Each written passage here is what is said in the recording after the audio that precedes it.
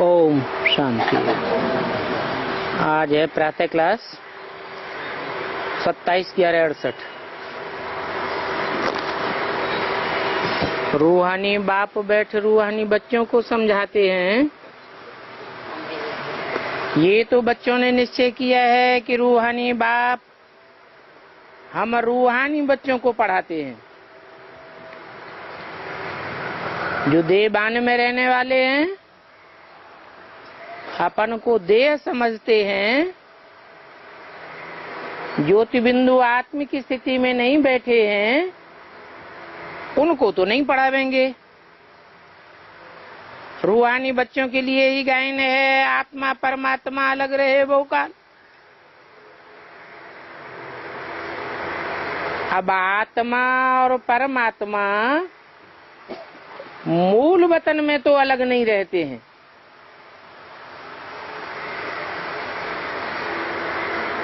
हाँ, अलग अलग नहीं रहते हैं।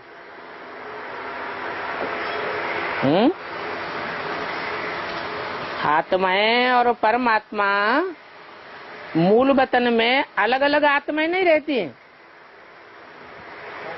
है?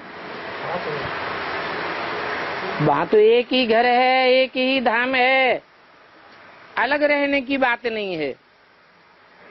वहाँ तो सभी इकट्ठे रहते हैं। अलग कहते हैं, जरूर आत्माएं वहां से बिछुड़ती हैं। बिछुड़ती हैं तो अलग अलग हो जाती है, और अलग अलग हो करके अपना अपना पार्ट बजाती हैं। सतो प्रधान स्टेज से उतरते उतरते तमो प्रधान बन जाती हैं। बुलाते भी हैं, हे पतित पावन आओ, तो आत्मा पतित बनी ना। आत्मा कहती है आकर के हमको पावन बनाओ। पावन बनाने के लिए आना पड़े। ऐसे नहीं कहते हैं कि आकर के ज्ञान सुनाओ। ब्रह्मा के तन में ज्ञान सुनाकर चले जाओ, फिर हम अपने आप पावन बनते रहेंगे। क्या कहते हैं? आकर के पावन बनाओ। माना पावन बनाने के लिए आना जरूर है। बाप भी कहते हैं हम 5000 वर्ष के बाद आते हैं।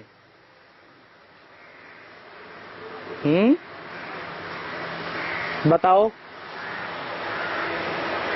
ये 5000 वर्ष कब पूरे होते हैं?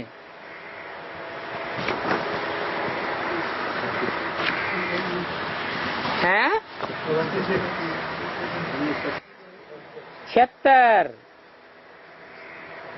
76 बाप का प्रत्यक्षता वर्ष भी मनाया गया।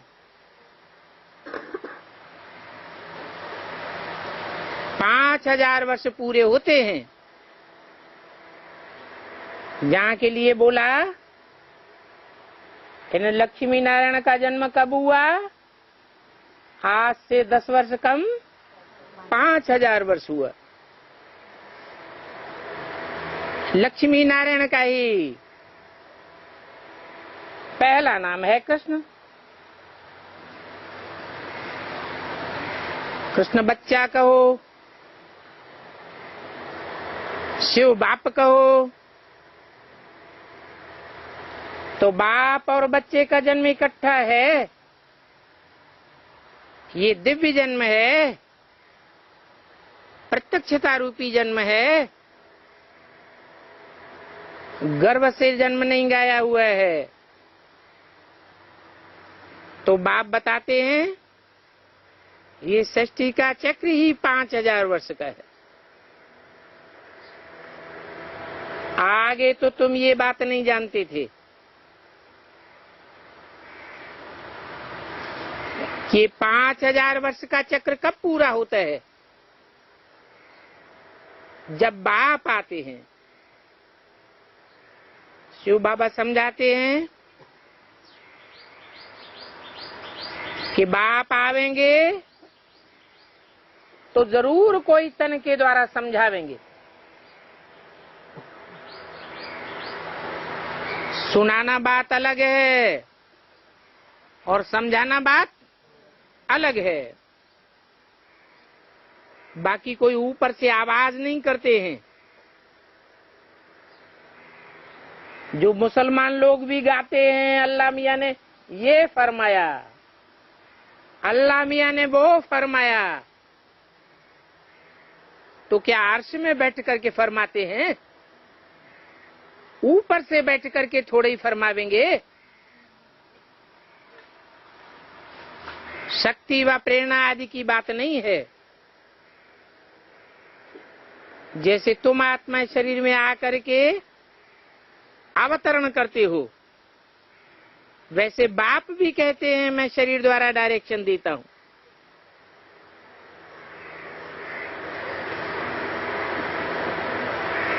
फिर उस डायरेक्शन पर जो जितना चलते हैं अपना ही कल्याण करते हैं। श्रीमत पर चलें व न चलें, टीचर का सुने न सुने, अपना ही कल्याण या कल्याण करते हैं। जो नहीं पढ़ेंगे तो जरूर फेल हो जाएंगे। ये भी समझाते रहते हैं कि शिव बाबा से सीख करके फिर औरों को भी सिखाना है। जो समझते हो वो औरों को भी समझाना है।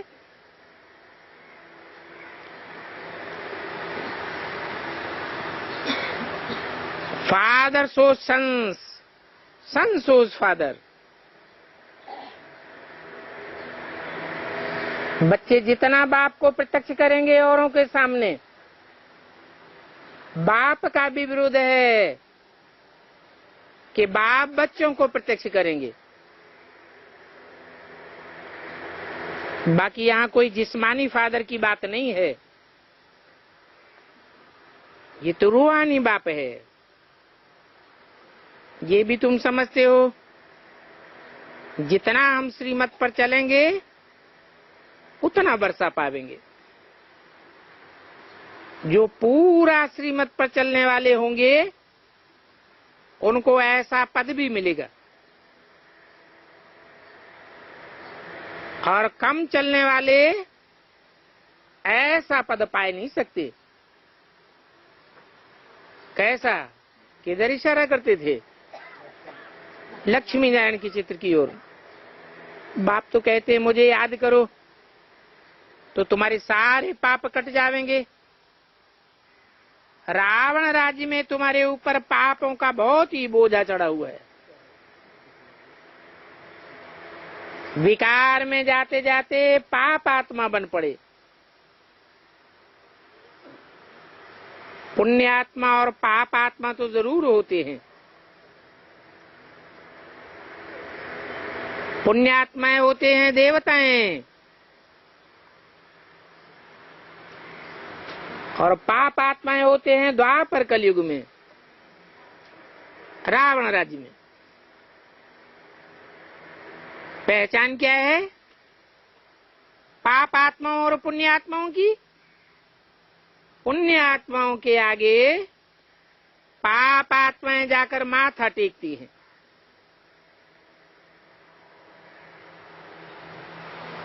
भक्ति मार्ग में माथा टेकते हैं।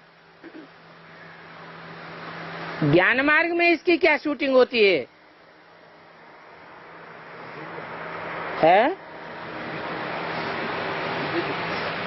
ज्ञान मार्ग में माथा झुकाते हैं। माथा किसे कहा जाता है? बुद्धि को माथा कहा जाता है।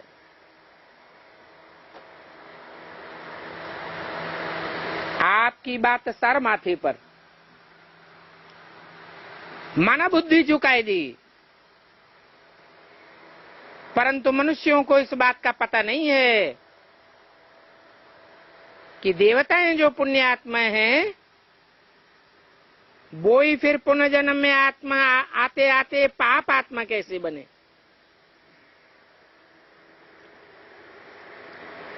वो तो समझते हैं कि देवताएं तो सदैव ही पुण्यात्मा होते हैं। अगर सदैव ही पुण्यात्मा होते तो नर से नारायण बनाने के लिए भगवान को क्यों आना पड़े? फिर तो गीता ज्ञान सुनाने की दरकार ही नहीं। जब बिल्कुल पापात्मा बन जाते हैं तो फिर बाप को बुलाते हैं। जब पुण्यात्मा है तो याद करने की दरकार ही नहीं। तो ये तुम बच्चों को समझना है और समझ करके औरों की सेवा करनी है। ये तो जानते हो कि बाप सबको जाकर के नहीं सुनावेंगे, फिर किसको सुनावेंगे? अपने बच्चे कौन और पराई बच्चे कौन? ज्ञानी तो आत्मा। जन्म लेते ही कोई ज्ञानी बनता है? अपने बच्चे वो जो बाप के सन्मुख होते हैं, वो बाप के बच्चे हैं। जो आत्म की स्थिति में स्थित होते हैं वो बाप के बच्चे हैं। जो आत्म की स्थिति में स्थित नहीं हो पाते, घड़ी घड़ी देह भान में आते हैं, वो किसके बच्चे? रावण के बच्चे और धर्म पिताओं के बच्चे हो गए। धर्म पिताएं तो अनेक है ना, परम पिता तो एक ही है। तो परम पिता के बच्चे तुम आत्माएं ठहरे। तुमको बाप सुनावेंगे, तुम जाकर फिर औरों को सुनावेंगे। साधु संत आदि सब मिलकर के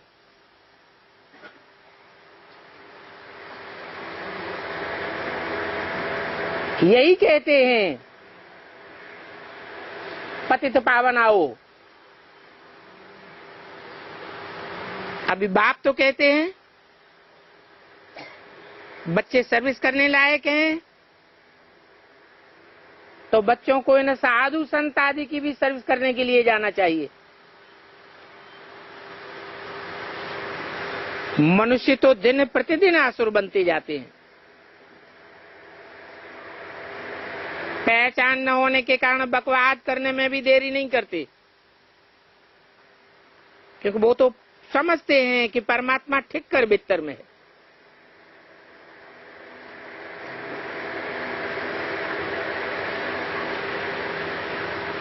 ये नहीं समझते कि ठीक कर भीतर में एक परमात्मा को कैसे याद करेंगे। सर्वव्यापी को याद करना सहज है या एक व्यापी को याद करना सहज है? एक व्यापी को याद करना अति सहज है, लेकिन तब जब अच्छी तरह पहचान बुद्धि में बैठे। एक गीता पर ही सारा मदार है, परंतु मनुष्य कहते हैं गीता का भगवान कृष्ण है।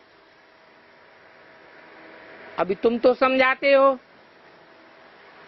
कि गीता का भगवान कृष्ण नहीं हो सकता। कृष्ण तो देहधारी है। गीता में तो ऐसे ढेर श्लोक आए हैं जिनसे ये साबित होता है कि वो निराकार है, अव्यक्त है, अजन्मा है, अभोक्ता है।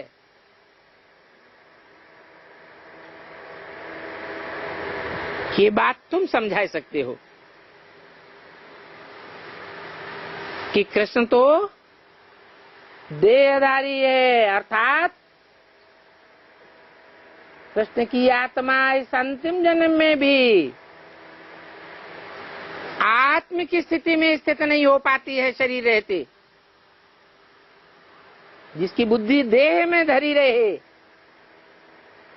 देह के संबंधियों में धरी रहे, उसे देहधारी कहा जाएगा। तुम बच्चे आत्म की स्थिति में स्थित होने वाले हो। हाँ, कृष्ण को देवता कहते हैं, परंतु देवता कैसे बना, कब बना, ये भी कोई की बुद्धि में नहीं है। बाकी कृष्ण को बाप तो कब नहीं कहेंगे। मनुष्य जानते हैं कि कृष्ण की बचपन में ही पूजा की जाती है, बाल कृष्ण को ही पूजा जाता है। अब बच्चा फादर कैसे हो सकता है? दुनिया में तो सभी फादर को याद करते हैं, कहते हैं ओ गॉड फादर। आत्माओं का फादर तो दूसरा कोई हो ही नहीं सकता। आत्माओं का फादर तो आत्मा ही होगा। देहधारियों का पिता देहधारी होगा। ये प्रजापिता ब्रह्मा भी देहधारियों का बाप है। ये सारी मनुष्य सृष्टि का पिता है। सभी धर्म वाले उस प्रजापिता को मानते हैं, नाम भी देते हैं आदिदेव, आदिनाथ, आदम, एडम। नाम से ही मालूम पड़ जाता है कि सभी का बाप एक है। तो साबित होता है कि जो सबका बाप है, मनुष्य मात्र का बाप है, वो मनुष्यों में ऊंचते ऊंच ठहरा। उस ऊंचते ऊंच पाटधारी में ऊंचते ऊंच शिव बाप प्रवेश करते हैं। तो ये नियम बन जाता है कि जितना ऊंचा धर्म पिता होगा वो उतने ऊंचे में प्रवेश करेगा। नंबरवार धर्म पिताएं आते हैं और नंबरवार देवात्मा में प्रवेश करते हैं।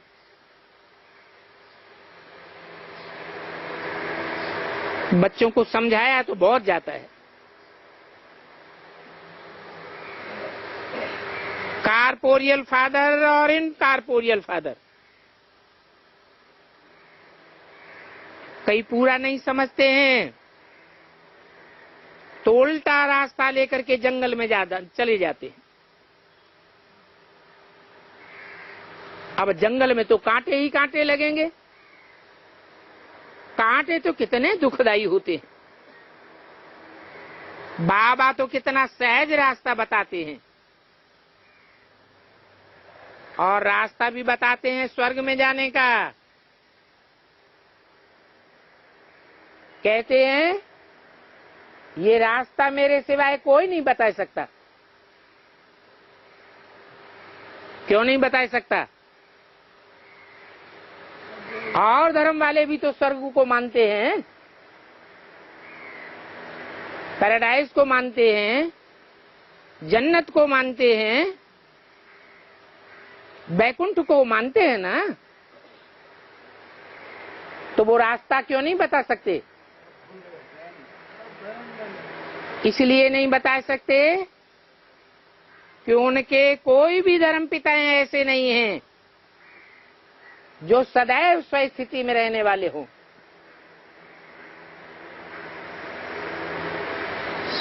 स्वर्ग का निर्माण करने वाला बाप सदैव स्वस्थिति में रहने वाला है।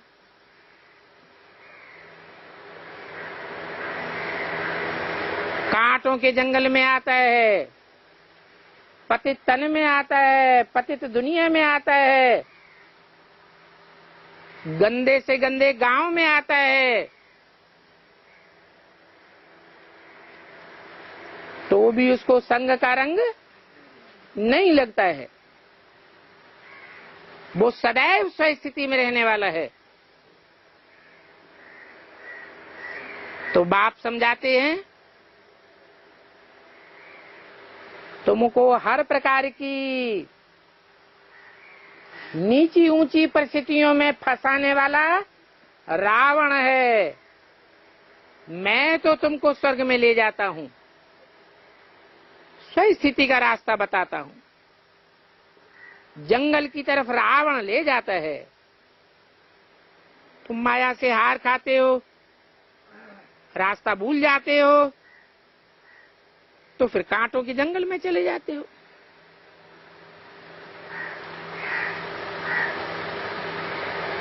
बाप बार बार रास्ता बताते हैं, बच्चे बार बार माया के चंबे में आ जाते हैं, भूल जाते हैं, तो इसका अंजाम क्या होगा? इसका रिजल्ट क्या होगा? है इसका रिजल्ट होगा कि वो बच्चे स्वर्ग में देरी से आवेंगे। कौन? जो बार बार रास्ता को भूल जाते हैं, माया उनको भरमाई देती है।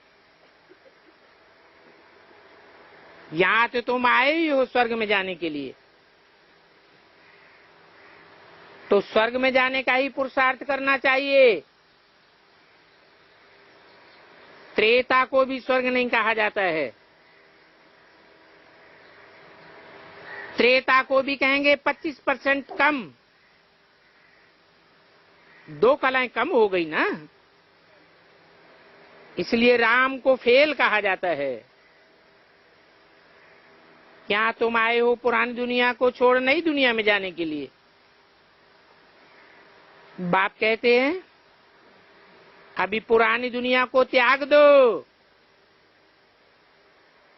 अब नई दुनिया को ही याद करना है और नई दुनिया में ही चलना है। इस पुरानी दुनिया से तुम्हारा लंगर उठ गया है।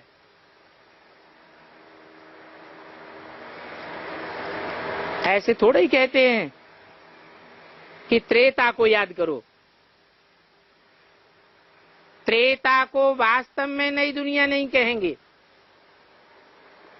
क्यों? क्यों नहीं कहेंगे?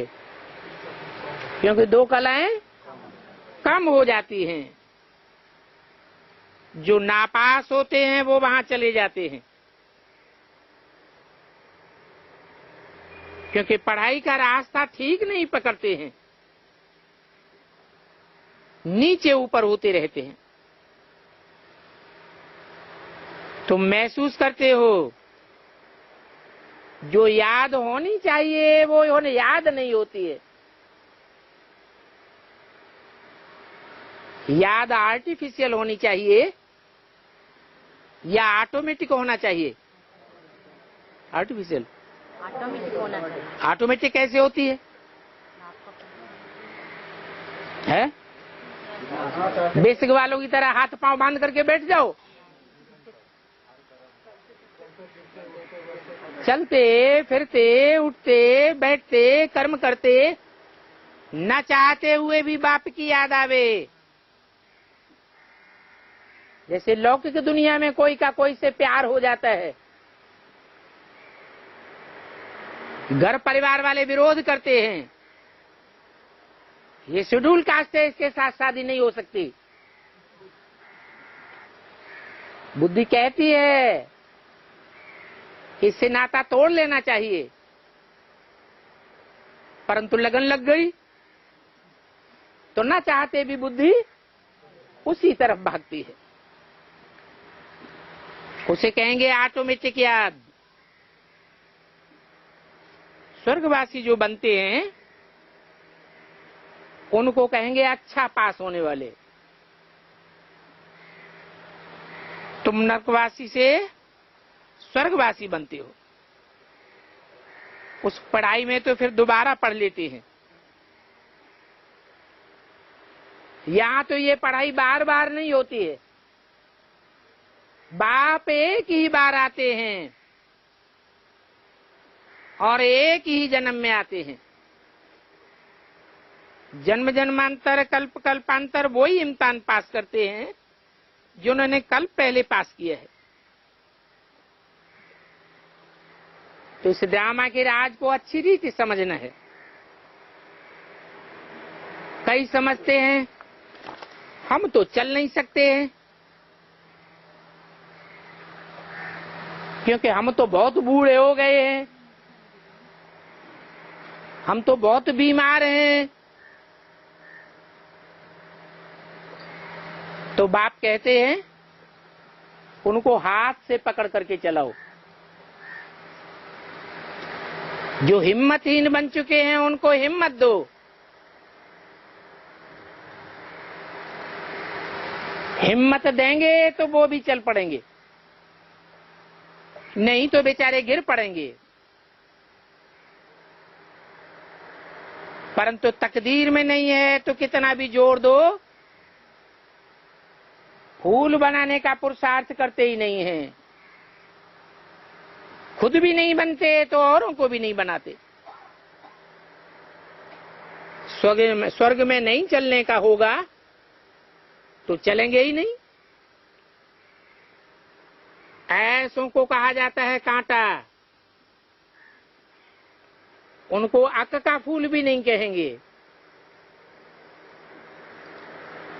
अक तो फिर भी फूल तो होता है ना, बल छोटा फूल है, दुर्गंध वाला है, फिर भी कांटा तो नहीं है। ये तो कांटे बन जाते हैं,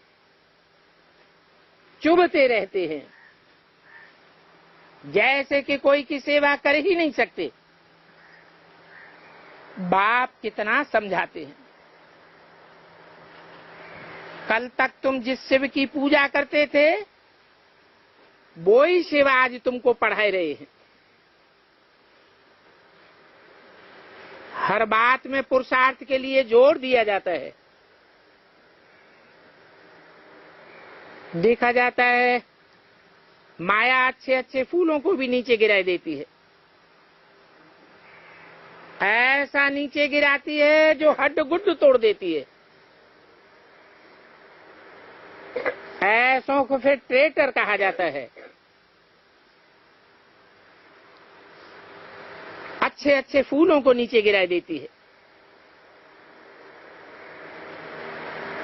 ऐसे अच्छे अच्छे फूल जो एक राजधानी छोड़ करके दूसरी राजधानी में चले जाते हैं,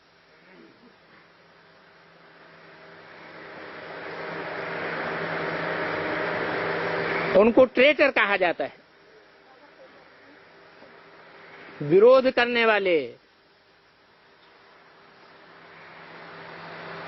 पहले भारतवासी थे, फिर कन्वर्ट होकर के कहां चले गए?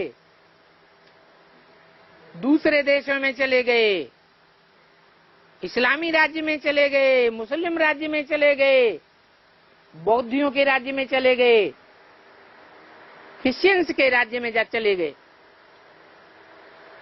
धर्म भी छोड़ दिया, राजा भी छोड़ दिया, राज्य भी छोड़ दिया। अपनी राजधानी को छोड़ करके पराई राजधानी अपना ली। बाप भी कहते हैं मेरे बन करके फिर माया के बन जाते हैं, तो उनको भी ट्रेटर कहा जाता है। ऐसों की फिर चलन भी वैसी ही हो जाती है। अभी बाप माया से छुड़ाने आए हैं। बच्चे कहते हैं माया बड़ी दुस्तर है, न चाहते हुए भी हमको अपनी तरफ खींच लेती है। बाप कहते हैं ये माया बड़ी चकमक है। जैसे बाप बड़े से बड़ा चुंबक है, माया भी चुंबक है। इस समय ये माया चकमक का रूप धारण कर लेती है। इस समय कलयुग के अंत में, अभी कलयुग के अंत में देखो दुनिया में खूबसूरती की धमक कितनी बढ़ गई है। आगे ये बाइस्कोप आदि थोड़ा ही था।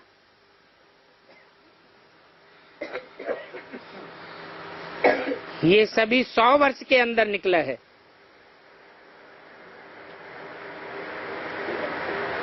अभी कहेंगे 150 वर्ष। बाबा तो बहुत अनुभवी है।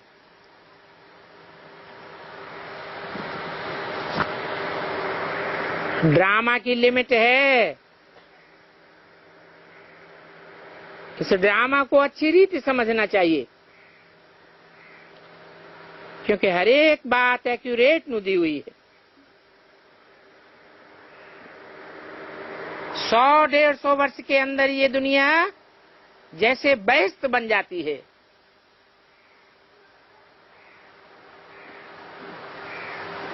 माया ये बेहस्त बनाने का अपोजिशन का नाटक करती है।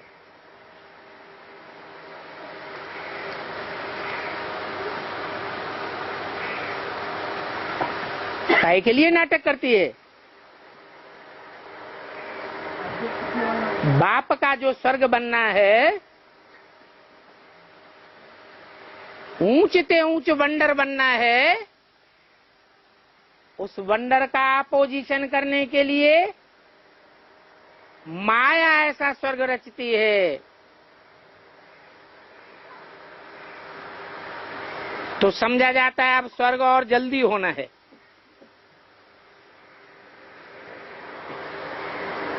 ये साइंस भी तुम बच्चों के बहुत काम आती है। ये साइंस बहुत सुख देने वाला भी है। आगे चल के ये साइंस का सुख स्थायी हो जाएगा।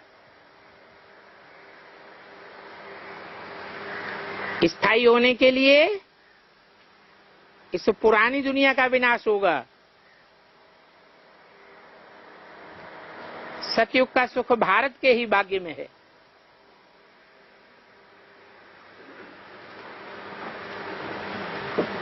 और धर्म वाले तो आते ही बाद में हैं। जब भक्ति मार्ग शुरू होता है और जब भारतवासी देवताएं नीचे गिरते हैं, तो वो धर्म पिताएं नंबरवार आते हैं। और भारत गिरते गिरते एकदम पट्ट में आकर गिरता है। अभी फिर बाप आए हैं तो चढ़ना है। गिरते भी ऐसे हैं जैसे बिल्कुल जट बन जाते हैं।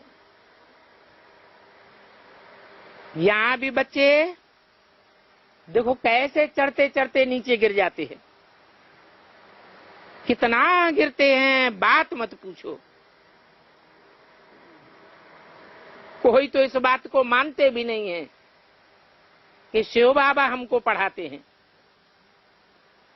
अच्छे अच्छे सर्विसेबल जिनकी बाप महिमा करते हैं, ऐसे बच्चे भी माया के चंबे में आ जाते हैं। जैसे माया के साथ कुश्ती होती है, तो माया भी ऐसी बहादुरी से लड़ती है। लड़ते लड़ते एकदम पूरा डस लेती है। आगे चल के तुम बच्चों को मालूम पड़ता जाएगा कि माया कैसे बच्चों को एकदम भुलाई देगी। क्या भुलाई देगी? है? बाप को भुलाई देगी। फिर बाप भी कहते हैं एक बार ज्ञान सुना है तो माया कितना भी भुलावे, एक बार बाप के सन्मुख आकर ज्ञान सुना तो क्या बात पक्की हो जाती है। ऐसे बच्चे स्वर्ग में जरूर आवेंगे। मेरे मुख से 2 अक्षर भी सुना तो स्वर्ग में क्यों नहीं आवेगा, बाकी पद नहीं पा सकेंगे। मतलब पहले जिसने जो पुरुषार्थ किया है वो ही पुरुषार्थ करते करते गिरे हैं। ऐसे ही अब भी गिरते और चढ़ते रहते हैं। ये हार और जीत का खेल है। सारा मदार बच्चों की यात्रा पर है, याद की यात्रा है। बच्चों को ये अखूट ज्ञान रत्नों का खजाना मिलता है। उस दुनिया में तो देखो कितना लाखों का दिवाला मारते हैं। कोई लाखों के धनवान बनते हैं, सो भी एक जन्म के लिए बनेंगे। कोई जरूरी थोड़े ही है कि दूसरे जन्म में भी इतने धनवान बनेंगे।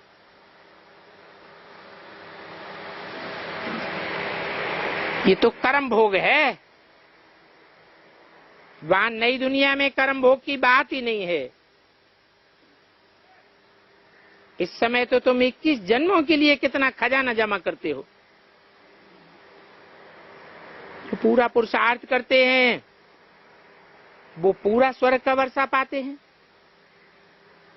ये ख्याल नहीं करना चाहिए कि हम भी नीचे गिरेंगे। नहीं, जो गिरे हैं वो चढ़ेंगे भी।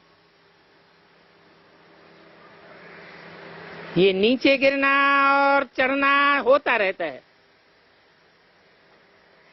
हमें उन राहों पर चलना है जहां गिरना और संभलना है।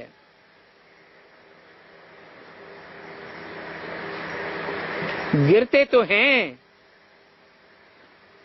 अभी फिर चढ़ना है। ऑटोमेटिकली पुरुषार्थ भी होता रहता है। देवताओं की कितनी पूजा होती है, परंतु देवताओं से भी जास्ती किसकी पूजा होती है?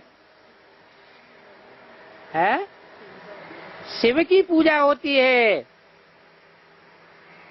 पूजा का आधार क्या है?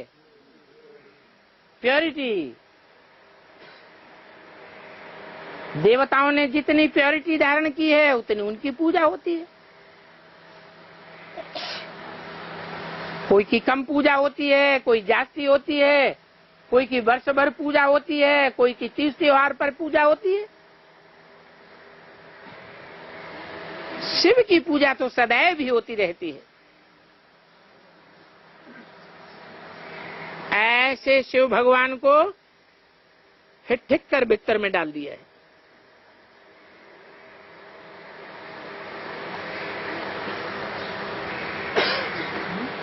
तो बुद्धि ठिक्कर बन गई है। लक्ष्मी नारायण को ठिक्कर बिस्तर में नहीं कहा जाता।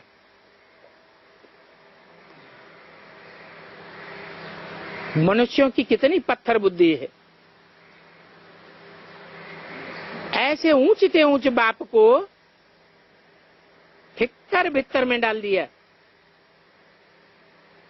ये भी ड्रामा ऐसा पार्ट है। देखो माया कितनी प्रबल है, मनुष्यों में कितना अज्ञान भर देती है। भारत कितना फर्स्ट क्लास था,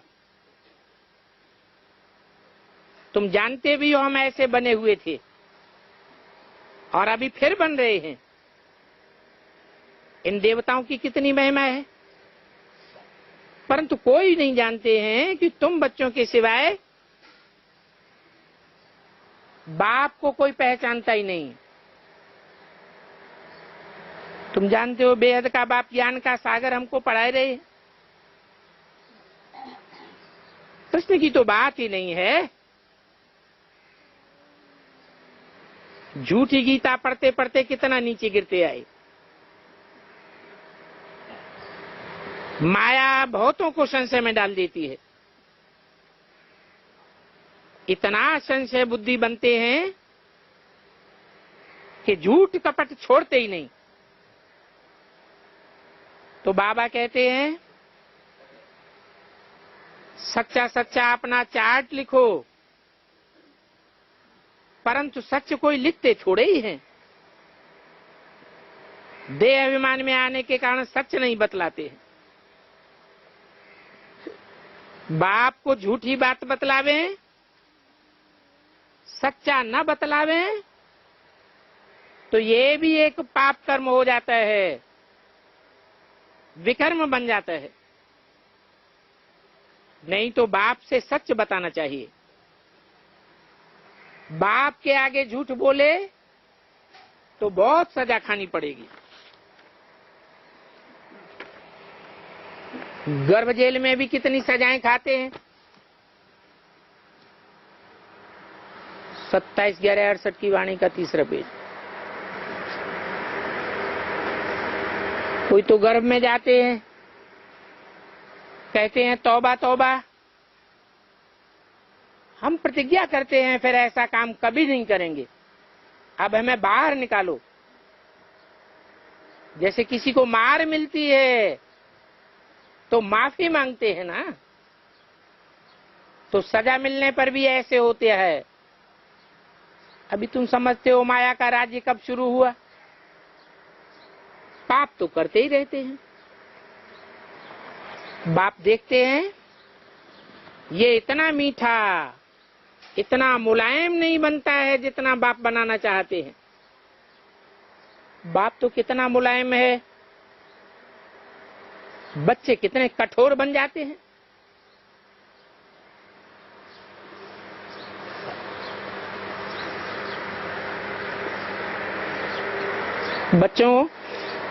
बच्चों को ड्रामा पर अडिग रहना चाहिए। कहेंगे जो हुआ सो ड्रामा, समझाते भी हैं। जो बीती सो बीती, आगे ऐसा नहीं हो। ये बाप दादा तो दोनों इकट्ठे हैं।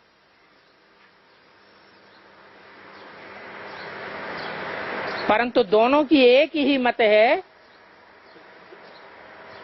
या अलग अलग मत है?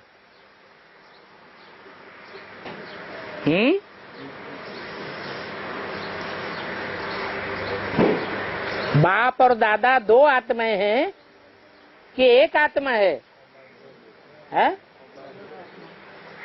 दो आत्माएं हैं। तो मत दोनों की अलग अलग है या एक ही मत है? अलग अलग मत है, एक ही मत है। फिर ऊंचते ऊंच कौन? फिर बाप का नाम पहले और दादा का नाम बाद में क्यों?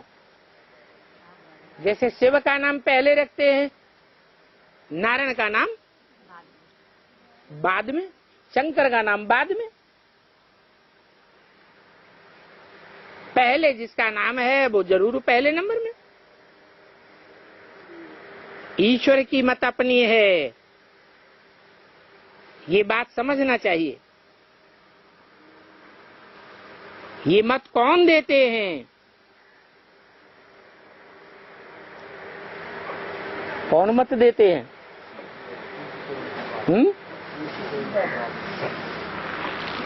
जिस समय एडवांस ज्ञान शुरू नहीं हुआ था तब भी तो बाप दादा कहा जाता था, है? तो बाप कौन और दादा कौन? उस समय बाप किसको कहेंगे? सुप्रीम सोल बाप। और दादा? दादा लेखराज, वो दादा हुआ। अभी बाप किसको कहें? शिव बाप प्रजापिता मुकर्रर रथ में प्रत्यक्ष हो जाते हैं, तो दोनों मिलकर के बाप हैं। और फिर दादा भी प्रवेश करके पाठ बजाता है। पढ़ता है या पढ़ाता है? पढ़ता है। दादा बड़े भाई को कहा जाता है। तो भाई की मत पर चलना है या बाप की मत पर चलना है? बाप की तो बात माननी ही चाहिए। फिर भी बेहद का बाबा है। बेहद किसको कहा जाता है? बेहद 500-700 करोड़ को कहा जाता है। और धर्म पिताएं बेहद के बाप नहीं हैं, भले क्राइस्ट 150-200 करोड़ क्रिश्चियंस का बाप है, परंतु फिर भी उसे बेहद का बाप नहीं कहेंगे। प्रजापिता तो बेहद मनुष्य सृष्टि का बाप है, और शिव बाप भी सर्व आत्माओं का बाप है। दोनों बाप एक में इकट्ठे हैं, तो दोनों बेहद के बाप हैं। एक है मनुष्य सृष्टि का बाप और एक है आत्माओं का बाप। दोनों को अलग नहीं कर सकते। बाप और दादा तो फिर भी संगम युग में एक होकर रहते हैं, बाकी तो अलग पार्टी है। तो ये ड्रामा में निमित्त बना हुआ है, उनका भी मानना चाहिए। उनका कह के दूर क्यों कर दिया? ऐसे क्यों नहीं कहा इनका भी मानना चाहिए? इनका माने कौन? ब्रह्मा का। और उनका माने जो पाठ सन 76 में प्रत्यक्ष होने वाला था। ये बाबा तो बड़ा बाबा है ना। कौन? Supreme soul. सोल को बाबा कहेंगे? साकार और निराकार के मेल को बाबा कहा जाता है। साकार है प्रजापिता और निराकार है शिव ज्योति बिंदु। दोनों के मेल से बनता है शिव बाबा। तो शिव बाबा है बड़ा बाबा और ब्रह्मा बाबा है छोटा बाबा। इसलिए बाबा कहते हैं कि सदैव ऐसे ही समझो शिव बाबा समझाते हैं। अगर इस बात को नहीं समझेंगे तो पद भी नहीं पावेंगे। ड्रामा के प्लान अनुसार बाप भी है और ये दादा भी है। तुमको बाप की श्रीमत मिलती है, परंतु माया ऐसी है जो महावीर पहलवान को भी छोड़ती नहीं है, कोई न कोई उल्टा काम करवाई देती है। समझा जाता है ये उल्टा काम करने वाला बाप की मत पर नहीं है। खुद भी फील करते हैं मैं अपनी आसुरी मत पर चलता हूं।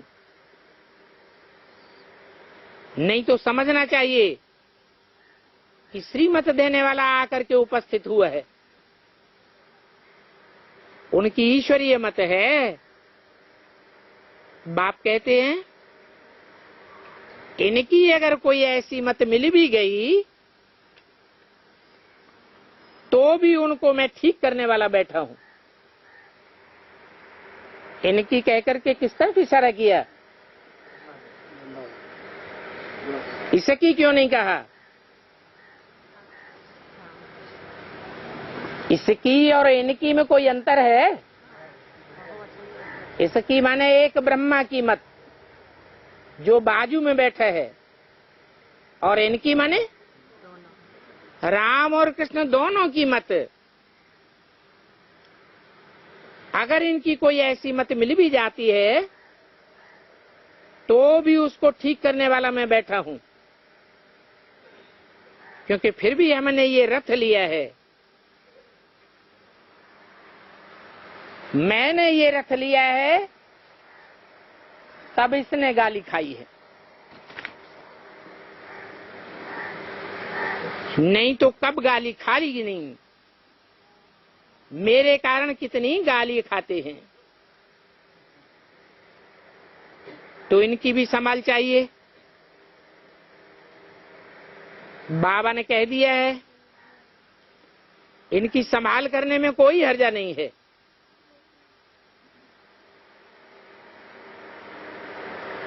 ये भी बताया तुमको कहां भी जाने की दरकार नहीं, कुछ न कुछ भोगना भी भोगनी पड़े, ये भी आगे चल के हल्के हो जाएंगे। इसमें डरने की कोई बात नहीं है। तो बाबा ने भी कहा ठीक है, हमको कहां भी जाने की दरकार नहीं है, बरोबर, बहुत फायदा है। बाप रक्षा भी जरूर करते हैं, जैसे बच्चों की रक्षा बाप करते हैं। जितना सच्चाई पर चलते हैं उतना रक्षा होती है, झूठे की तो रक्षा नहीं होगी। ऐसे झूठ बोलने वालों की तो फिर सजा कायम हो जाती है। इसलिए बाप समझाते रहते हैं कि माया तो तुमको नाक से पकड़ करके एकदम खत्म कर देगी। बच्चे खुद भी फील करते हैं माया कैसे हप कर लेती है, फिर पढ़ाई छोड़ देते हैं। बाप कहते हैं कि कोई भी हालत में पढ़ाई तो जरूर पढ़ो। अच्छा, कहाँ ब्राह्मणी का दोष है तो भी सैल्वेशन दी जाती है। डायरेक्ट मुरली सुनो, कोई कोई थर्ड ग्रेड ब्राह्मणियां होती हैं तो फिर बहुत तंग करती हैं। अब इसमें तो जैसा जो करेगा सो भविष्य में वैसा पावेंगे, क्योंकि अभी तो दुनिया बदल रही है। ब्रह्मा कुमारी कोई राजा कुमारी बनेगी, कोई प्रजा कुमारी बनेगी। माया ऐसा थप्पड़ मारती है जो खुशी स्थायी नहीं रहने देती। तो चिल्लाते हैं बाबा पता नहीं क्या हो जाता है। युद्ध के मैदान में तो बहुत खबरदारी रहती है कि कहां माया थप्पड़ न मार दे। फिर भी कोई जास्ती ताकत वाला होता है तो दूसरों को गिरा देते हैं। अगर दोनों एक दूसरे से तंग होते हैं और लंबे टाइम तक युद्ध चलता रहता है तो फिर युद्ध को स्टॉप कर दिया जाता है। समझते हैं अभी ये दोनों थक गए, फिर दूसरे दिन लड़ाई चढ़ती है। ये माया की लड़ाई तो अंत तक चलती रहेगी, नीचे ऊपर होते ही रहते हैं। अच्छे अच्छे महारथी हैं जो सच बात बताते ही नहीं हैं। इतना देह अभिमान रहता है कि उनको अपनी झूठी इज्जत का बहुत डर रहता है, लोक लाज का डर रहता है। ये पुरानी दुनिया की लोक लाज है।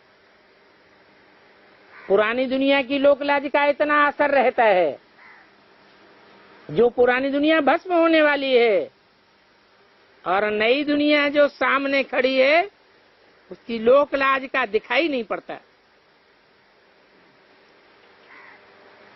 कितना देह अभिमान है, सोचते हैं बाबा क्या कहेंगे। जब तक सच नहीं बताया है तब तक कोई भी आगे बढ़ नहीं सकता। किस बात में? पुरुषार्थ में आगे नहीं बढ़ सकता। अंदर में वो बातें खटकती रहती हैं, नहीं बताते हैं तो फिर वृद्धि होती रहती है। अच्छे अच्छे महारथी बहुत हैं जो आप ही सच कब नहीं बतावेंगे, आप ही नहीं बतावेंगे फिर कैसे बताएंगे। माया के लोड़े खाते रहते हैं, फिर बुद्धि में बैठता है कि बताना ही पड़ेगा। कहाँ दो इकट्ठे रहते हैं, मान लो युगल हैं, तो समझते हैं कि ये जो अगर सुनावेंगे तो हम भी सुना देंगे। माया बड़ी दुस्तर है। समझा जाता है इनके तकदीर में इतना ऊंच पद नहीं है, इसलिए सर्जन से छुपाते रहते हैं। कोई सर्जन से छिपावेगा तो बीमारी थोड़ी छूट जाएगी, जितना छिपावेंगे उतना गिरते रहेंगे। ये तो जानते हैं कि सभी में भूत हैं। जब तक कर्मातीत अवस्था नहीं बनी है तब तक क्रिमिनलाई छोड़ती नहीं है। ये सबसे बड़ा दुश्मन है काम विकार। कई गिर पड़ते हैं। बाबा तो बार बार समझाते हैं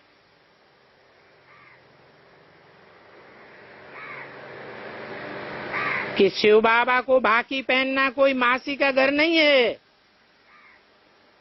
अगर एक बार शिव बाबा को भाकी पहन ली तो फिर और कोई को भाकी नहीं पहन सकते।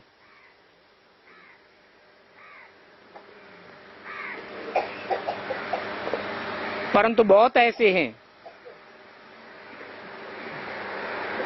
जो कोई न कोई की भाकी पहनते ही रहते हैं, खुद भी समझते हैं कि हमको ऐसा नहीं करना चाहिए। ऐसे बहुत हैं। कई तो ऐसे पक्के हैं जो कब किसी की याद भी नहीं आती है, जैसे पतिव्रता स्त्री होती है। ऐसों की कब कुबुद्धि नहीं बनेगी। अच्छा, मीठे मीठे सिकिल दे रूहानी बच्चों प्रति, रूहानी बाप दादा का याद प्यार, गुड मॉर्निंग। रूहानी बच्चों को रूहानी बाप की नमस्ते।